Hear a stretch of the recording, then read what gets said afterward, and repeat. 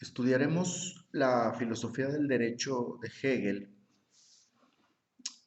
para ver en realidad el estudio del Estado, el estudio racional del Estado que propone este filósofo alemán, prusiano, y lo haremos fundamentalmente con la traducción de Juan Luis Bernal, Principios de la Filosofía del Derecho, la edición de 1820-21. Las primeras lecciones sobre filosofía del derecho y el Estado de Hegel son del 1817, y las va reelaborando hasta llegar a estas. Tomamos esta traducción de Vermal porque es la que incluye los comentarios de Eduardo Gans, que fue un discípulo de Hegel, muy cercano a él, incluso lo sustituyó en algunos cursos, era digamos como su profesor suplente también, su discípulo y profesor suplente, de hecho en algunos cursos de filosofía del derecho. Gans, que después fue maestro de Marx y va a tener una importancia enorme, ¿no? Gans, que desgraciadamente muere, muere relativamente joven, pero con un impacto importante en este paso que hay entre Hegel y Marx, sobre todo, por eso es tan clave en el estudio del pensamiento del joven Marx, eh, la filosofía del derecho. Bien, entonces lo haremos con ello y voy a dar algunos elementos que vienen sobre todo algunos, lo que corresponde al prólogo de esta filosofía del derecho que escribió Hegel, y donde hay algunas frases que se han hecho célebres, que por lo mismo también algunas de ellas han sido malinterpretadas por no atender algunos conceptos esenciales.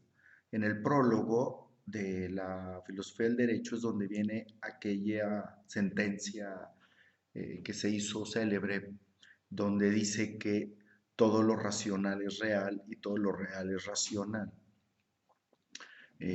Muy mal entendida por lo demás en muchos comentarios, sobre todo de autores positivistas que creo que ni idea tienen de los conceptos que está usando Hegel, porque él utiliza un concepto aquí central, fundamental, que es la Wirklichkeit, no la realidad ni la real, sino para dar cuenta de la idea de realidad. Cuando dice toda la realidad es real, lo que dice es que es esta realidad efectiva, la Wirklichkeit, no dice la realidad existente. Entonces hay una diferencia entre realidad existente y realidad efectiva. Entre Realität y Wirklichkeit es diferente esta idea de realidad. Eso es fundamental porque el estudio del derecho, el estudio de la historia, implica que el filósofo o el científico, hoy diríamos el científico social, va a tratar de captar lo racional que está al interior de ese momento histórico, de las instituciones sociales de las que se esté tratando. En el caso del estudio del derecho y del estudio del Estado, el filósofo va a tratar de captar, de llevar a concepto esa razón que está dentro, inmanente a la realidad histórica, a la realidad social. Entonces, hay una cosa bien importante aquí que va a fundar la idea de crítica posteriormente a la ciencia, entendida como crítica, que es un desdoblamiento al interior de la realidad. Se tiene por un lado la realidad existente y por otro lado la realidad efectiva. Son cosas distintas, aunque dentro de la realidad existente captamos la realidad efectiva. O sea, a ver, expliquemos esto, que es muy importante. Eh, lo que pasa es que la realidad que tenemos frente a nosotros o que se nos aparece como objetiva, como frente a nosotros, eh, es producto de la objetivación del sujeto.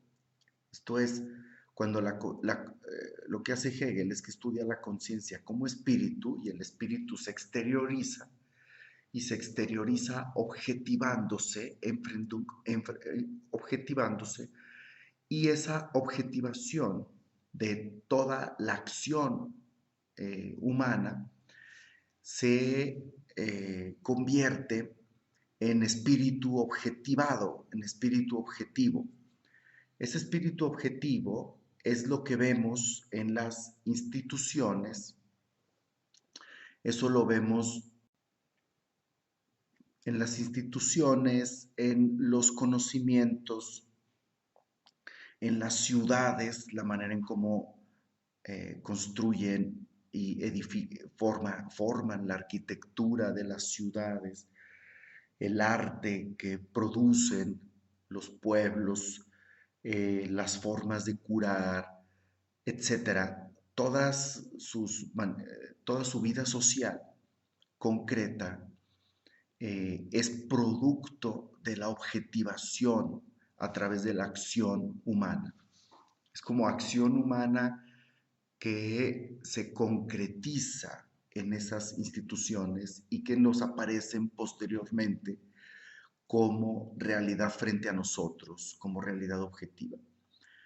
Por eso, como la realidad que tenemos frente a nosotros es espíritu objetivo, es por ello que contiene un tipo de racionalidad. Está la razón, en tanto como es el sujeto el que se objetiva y constituye esa realidad que nosotros vemos, entonces, pero luego piensa el sujeto que es algo diferente a él, que le es ajeno, lo que en realidad es producto de él, ¿no? Toda esa realidad objetivada, es su acción objetivada, ese espíritu objetivo, lo que nosotros captamos como realidad frente a nosotros. Y es todo este cúmulo, repito, de las instituciones que vemos, de los gobiernos, como son, como es su comercio, cómo es su conocimiento, su estado del conocimiento y tal. Todo eso que es esta realidad social, diríamos hoy, pues es espíritu objetivado. Y en tanto que espíritu objetivado contiene un elemento fundamental del espíritu que es la razón. Por eso la historia es racional, ¿verdad? Porque en realidad esa realidad histórica es producto del propio sujeto y justo por esa razón es que es racional. Pero al espíritu subjetivo que está viendo, captando, en este caso los filósofos o los cientistas sociales que tratan de captar el conocer esa realidad histórica, conocer a esa realidad social que está frente a nosotros, tratamos de captar el concepto que tiene dentro, inmanente, desplegándose. Entonces, el concepto de libertad se va como desplegando y va realizándose a través del tiempo. Este despliegue del concepto en la historia o esta realización del concepto que es un concepto vivo en la historia, lo puede captar el filósofo haciendo crítica, haciendo ciencia como crítica.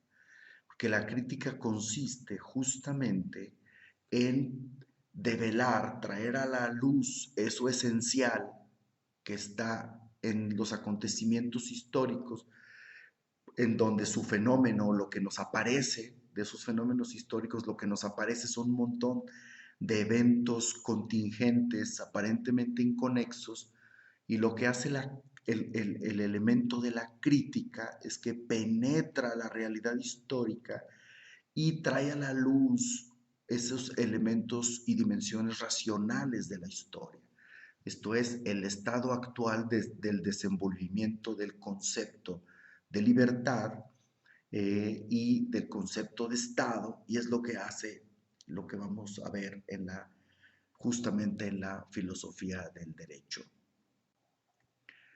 En ese sentido, cuando dice todo lo racional es real, no significa que la realidad existente que tenemos frente a nosotros es racional, no, porque esa contiene un montón de elementos contingentes que no lo son, sino lo que dice es que es la Wirklichkeit, o sea, la realidad efectiva es la racional, es racional. Y lo que ya había dicho en la versión de 1817, que todo lo que es racional es factible de realizarse, es factible de hacerse efectivo.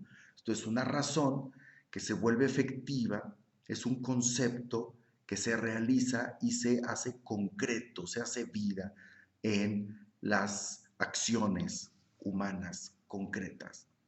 Por eso ya tiene sentido cuando vemos de que cuando dice toda la realidad efectiva es racional, pues claro, porque la realidad efectiva es la realización del concepto en la historia, que por ser concepto, claro que tiene este elemento de desenvolvimiento de la razón. Esto tiene graves consecuencias, claro está, ¿no? Una de ellas es que el sujeto está como dividido entre realidad efectiva, objetiva y también actúa como espíritu subjetivo frente a la propia realidad objetiva. Y ahí está esta partición al interior de la realidad entre todo eso existente que puede no ser racional. A eso Hegel le llama realidad podrida. Pues cuando vemos que el concepto no está aún realizado en la realidad histórica, entonces significa que está podrido, que no ha sido realizado. Por ejemplo, la libertad en el mundo antiguo, pues todavía no está realizado el concepto de libertad y por tanto ahí hay mucha realidad podrida. Igual el concepto de Estado, cómo se va realizando en el ámbito de la modernidad y se va captando más su racionalidad, entonces comienza a ser más racional, por tanto, la historia en la modernidad.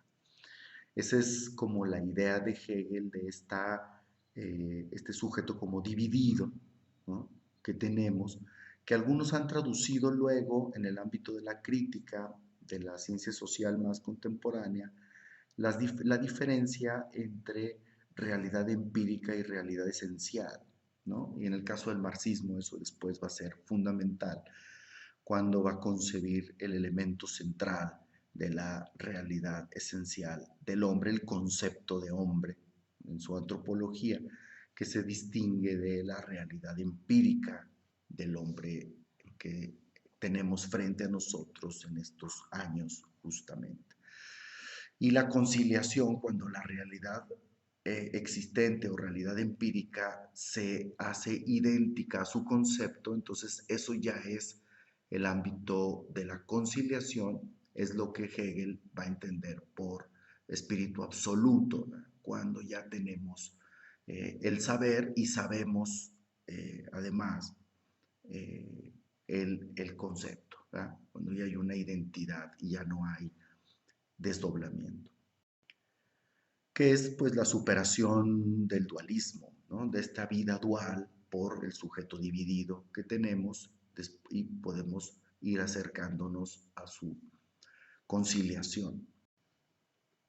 Ahora, el científico o social o el filósofo va a tratar de investigar, de indagar, de meterse a la realidad histórica y extraer eso racional que contiene.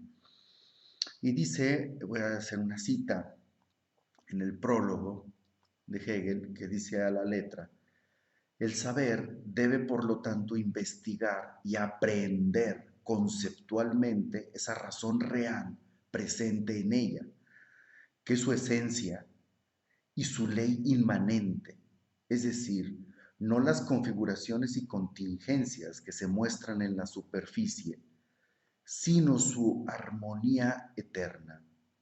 El mundo ético, el Estado, la razón tal como se realiza en el elemento de la autoconciencia, no gozarían en cambio de la fortuna de que sea la razón misma la que en realidad se eleve en ese elemento a la fuerza y al poder, se afirme en él y permanezca en su interior.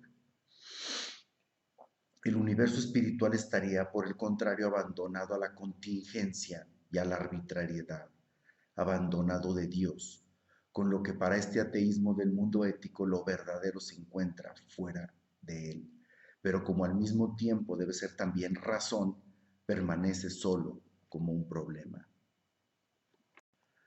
Esto es, de lo que se trata, es de hacer crítica, de concebir, de exponer, captar el concepto versus determinaciones. No se trata de hacer una descripción del Estado, o en el caso de Marx, no se trata de hacer una descripción del capital, sino de exponer sus categorías, exponer su concepto interno, eh, y estas categorías económicas, que en el caso de Marx, cuando expone el capital, es igual como cuando Hegel expone el Estado de la filosofía del derecho. Es durante este proceso de exposición del funcionamiento del Estado o del funcionamiento del capital en Marx, que es en la exposición cuando emerge o se hace la crítica, ¿no? Y la crítica es, por tanto, el conocimiento de la esencialidad del capital o de la esencialidad del Estado, sus fines, de dónde viene, cómo se reproduce, etcétera. Cuando exponemos esto, cuando se hace la exposición de su origen, de su funcionamiento, de sus fines, se va extrayendo el concepto que tiene, en dónde va en su momento de realización, y eso justamente es lo que constituye lo que entendemos por crítica. Esto es la exposición de la esencia del Estado o la exposición de las determinaciones de la esencia del capital, para el caso de Marx. Y dice también en la página 19 del prólogo, dice: este tratado, pues, en tanto contiene la ciencia del Estado, no debe ser otra cosa que el intento de concebir y exponer el Estado como algo en sí mismo racional, en su carácter de escrito filosófico, nada más alejado de él que la pretensión de construir un Estado tal como debe ser. La enseñanza que puede radicar en él no consiste en enseñar al Estado como debe ser, sino en enseñar cómo él, el universo ético, debe ser conocido. La tarea de la filosofía es concebir lo que es en la razón. Por esa, termina cita, página 19 en la versión de Berman, lo que dice es tal como debe ser y no como tal como es, no como se nos ocurre que debería ser. Por esa razón, Hegel y sus discípulos van a tener un discurso antiutopista.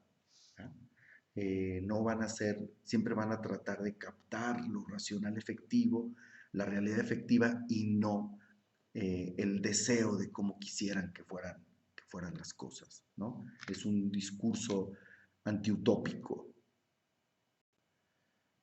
Estos son, me parecen, los elementos centrales que están en el prólogo.